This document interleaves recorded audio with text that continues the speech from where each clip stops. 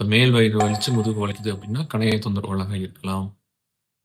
இடது பக்கம் வயிற்றுல இடது பக்கத்தில் பின்னாடி இருந்து முன்னாடி வரைக்கும் வலி வருது அப்படின்னா கிட்னியில் இருக்கிற கல் தொந்தரவுகளாக இருக்கலாம். இன்னும் கீழே அது இறங்குச்சுன்னா மூத்திர டியூப்ல இருக்கிற கல்னால அப்படி இருக்கலாம். ஸோ இந்த மாதிரி நிறைய கண்டிஷன்ஸ் இருக்குது. அதை புரிய ஆரம்பிக்கும் மருத்துவர்களுக்கு. அப்புறம் அந்த வலி எவ்வளோ நாள் இருந்துச்சு, அது உணவுக்கும் அதுக்கும் சம்மந்தம் இருக்குதா, அதாவது உணவு எடுக்கிறப்போ வலி எச்சாகிறது குறையிறது இந்த மாதிரி தான் இருக்கா, அதை நம்ம பார்க்கணும். அதையும் சொல்லணும்.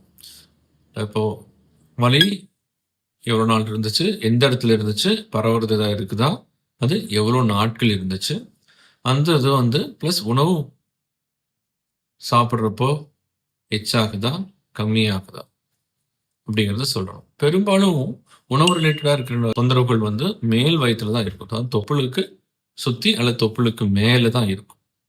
அடிவயிறு இருக்கிற தொந்தரவுகள் மலம் போகிறப்ப கம்மியாகலாம், மோஷன் ரிலேட்டடாக தான் இருக்கும்.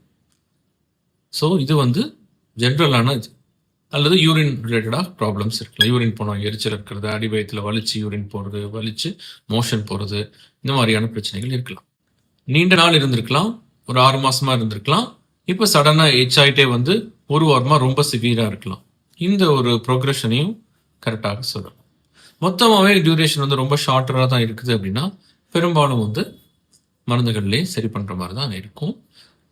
பட் எனிஹவ் அந்த மாதிரி ரொம்ப சிவியரான தொந்தரவுகளை பொறுத்து மருத்துவர்கள் அதை டயக்னோஸ் பண்ணி அதுக்கேற்றாப்புல டெஸ்ட்ஸ் தேவையா வேண்டாமா அப்படிங்கிறது ஒரு புரிதல் கிடைக்கும். ஸோ மருந்துகள் எழுதுறதுக்கும் மிக உதவியாக இருக்கும். ஸோ உங்களுடைய தொந்தரவுகள் சரியாகிறதுக்கான வாய்ப்புகள் ரொம்ப அதிகம். ஹெல்ப்ஃபுல்லாக இருந்திருக்கும்னு நினைக்கிறேன்.